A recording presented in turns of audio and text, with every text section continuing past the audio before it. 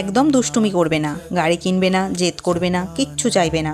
ঘুরতে বেরোনোর আগে এগুলো হচ্ছে আমার ভুটোর ডায়লগ, কিন্তু বাড়ির বাইরে পা দিলেই সব ডায়লগ মাটিতে মিশে যায়। ভিডিওটা শেষ পর্যন্ত দেখো, তাহলে বুঝতে পারবে কেন এই জ্ঞানগুলো নিজেকেই নিজে দেয়। রথ মানেই তো বৃষ্টি, তাই বিকেলবেলায় উল্টো রথের দিন বেরিয়ে পড়লাম বনগাঁ চত্বরে।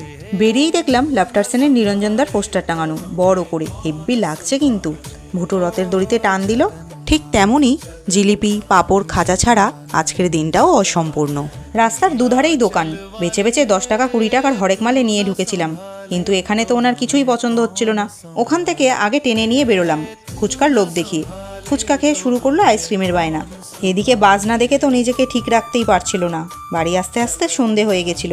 আর এই দেখো, গুলু, চিনি, দাদান, মাম্মা এদের কাছ থেকে এগুলো মেলা থেকে কালেকশন করেছে। এইবার বুঝতে পেরেছো কেন বাড়ি থেকে বেরোনোর আগে জ্ঞানগুলো দেয়। ভিডিওটা এখানেই শেষ করলাম। সবাই ভালো থেকো, সুস্থ থেকো, টাটা, জয় জগন্নাথ।